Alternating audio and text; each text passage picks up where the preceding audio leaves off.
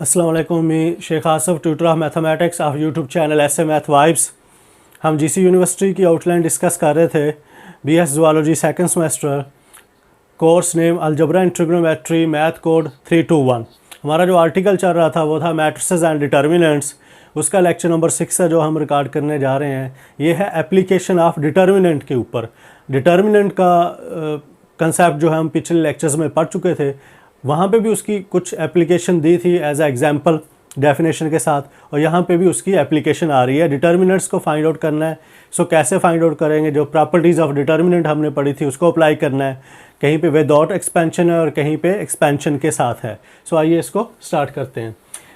हमारे पास है एक मैट्रिसेस 5 -2 -4 3 -1 -3 -2 1 2।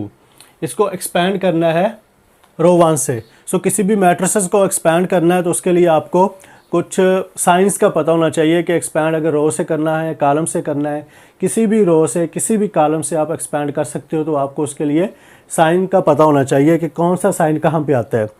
एक जनरल मैट्रिसेस है A11 A12 A13 A21 A22 A23 A31 A32 A33। यहाँ पे जो आप 1 1 आप इसको जमा करो, 1 + 1 2। अगर ये इवन आ जाए तो साइन पॉजिटिव है, अगर ये ऑड आ जाए तो साइन नेगेटिव है। हमने माइनर एलिमेंट में कोफैक्टर ऑफ माइनर एलिमेंट में फार्मूला पढ़ा था -1 रेज़ पावर i + j। सो ये हमारे पास क्या रो है और ये कॉलम है। सो हम रो और कॉलम को जमा करते हैं। अगर वो इवन आ जाता है तो साइन पॉजिटिव, और अगर वो ऑड आ जाता है तो साइन नेगेटिव। सो 1 1 इवन आ गया, साइन पॉजिटिव। 1 2 ऑड आ गया, साइन नेगेटिव। 1 3 4 इवन आ गया, साइन पॉजिटिव। 2 1 ऑड आ गया, साइन नेगेटिव। 2 2 पॉजिटिव। 2 3 5 ऑड है, नेगेटिव। 3 1 इवन है, पॉजिटिव। 3 2 ऑड है, नेगेटिव। 3 3 इवन है, 6 बन जाएगा तो पॉजिटिव। आप देख रहे हो जो मेन डायगोनल और जो सेकेंडरी डायगोनल है वो सारे के सारे पॉजिटिव साइन के साथ है, और बाकी आपके पास क्या है, नेगेटिव साइन है। सो कोई भी मैट्रिसेस आप किसी भी कॉलम से किसी भी रो से आप इसको एक्सपैंड कर सकते हैं, बट आपने इन साइन का ख्याल रखना है। सो मैं इसको रो 1 से एक्सपैंड कर रहा हूँ। तो यहाँ पे 1 1 है तो साइन पॉजिटिव आएगा, तो 5। सो फर्स्ट रो डिलीट और फर्स्ट कॉलम डिलीट। आपके पास क्या बनेगा, -1 -3 1 2। उसके बाद एक माइनस यहाँ पे 1 2 है तो 3 आएगा, तो साइन नेगेटिव आएगा। एक ये नेगेटिव तो पॉजिटिव हो गया 2। सो इसका मतलब फर्स्ट रो डिलीट और सेकंड कॉलम डिलीट। सो 3 -3 -2 2। अगेन वहाँ पे साइन यहाँ पे 1 3 है तो साइन पॉजिटिव होना है, तो ये नेगेटिव है। सो ये नेगेटिव -4 आ गया। फर्स्ट रो डिलीट और थर्ड कॉलम डिलीट। 3 -1 -2 1। आपके पास ये 2 by 2 के 3 मैट्रिसेस निकल आए। Again 5 AD main diagonal minus secondary diagonal.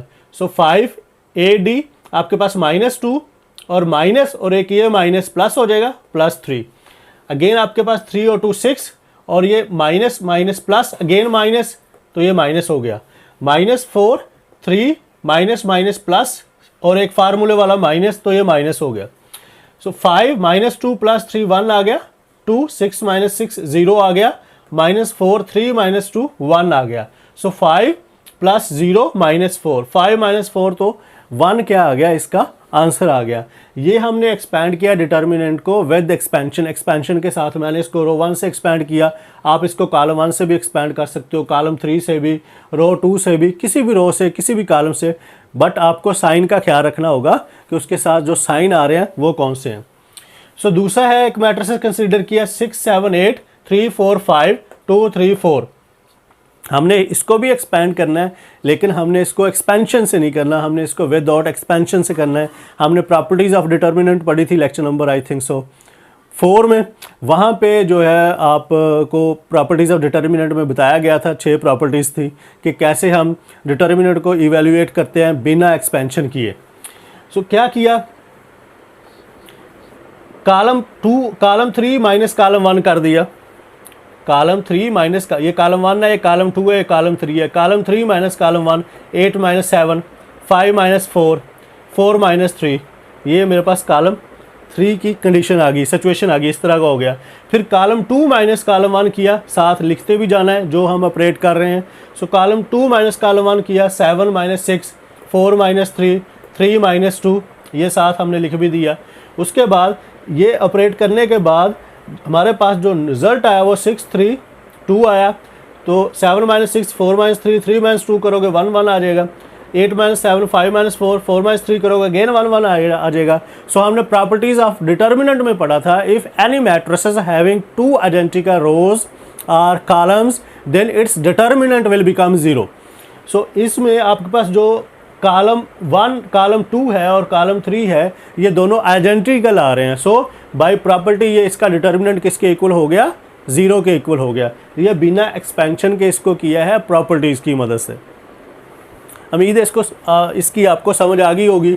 Then हमारे पास है एक और matrices 3 1 x -1 3 4 x1 0 equal to -30।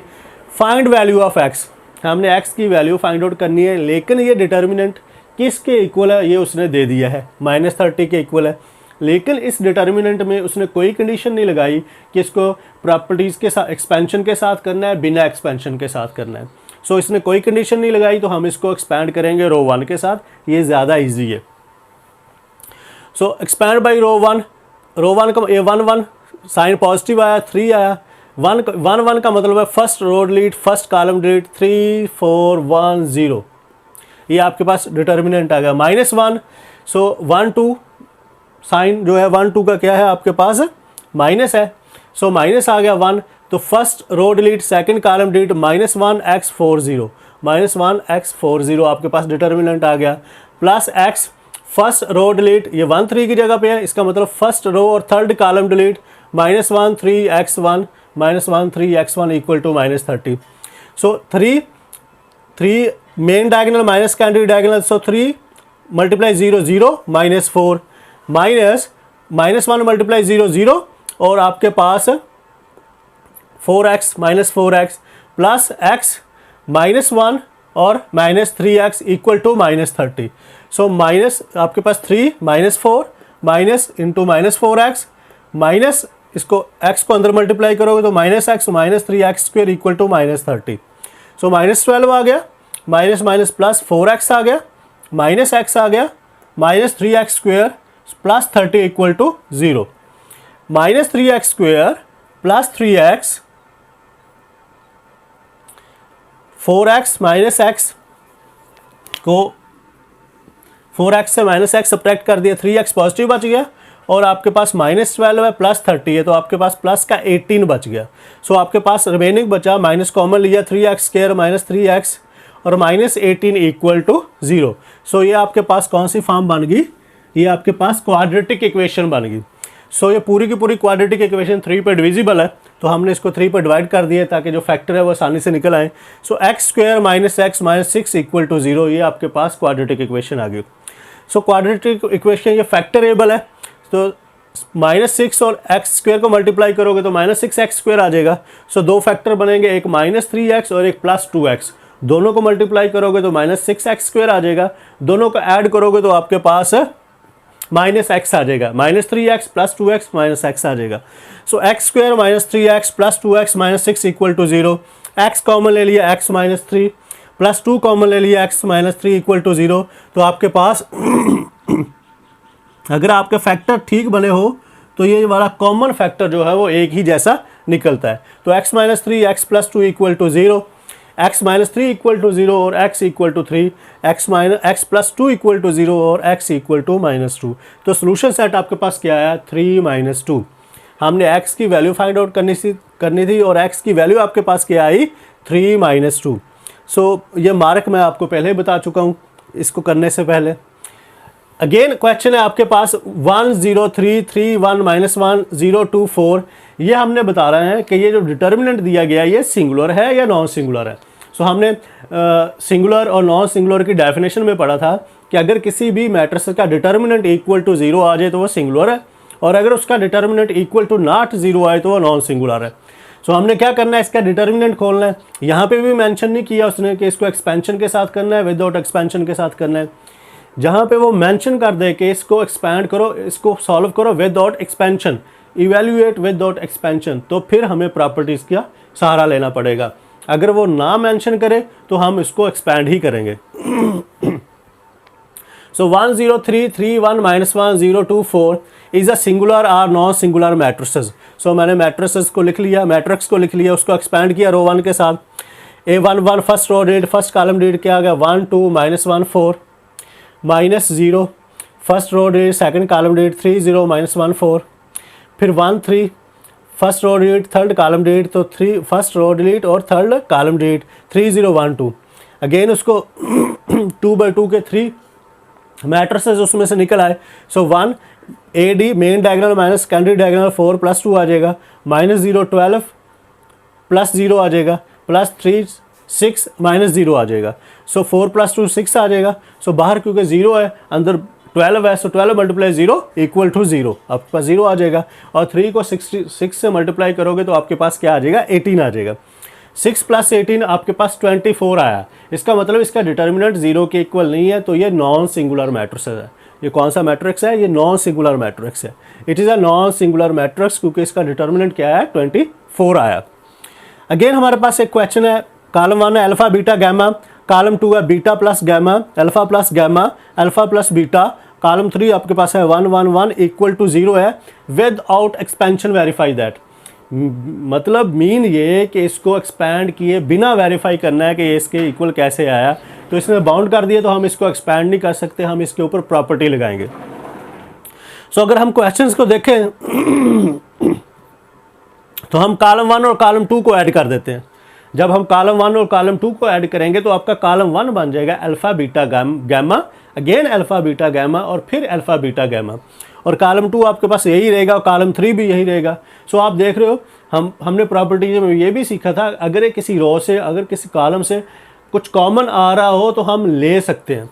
So column 1 से कॉमन आ रहा है आपके पास अल्फा बीटा गैमा, रो 1 में भी है, रो 2 में भी है, रो 3 में भी है, तो हम कॉमन ले लेते हैं अल्फा बीटा गैमा। और अंदर जो मैट्रिक्स बचा वो आपके पास column 1 1 1 1, column 2 beta plus gamma, alpha plus gamma और अल्फा प्लस बीटा, और कॉलम 3 आपके पास अगेन 1 1 1।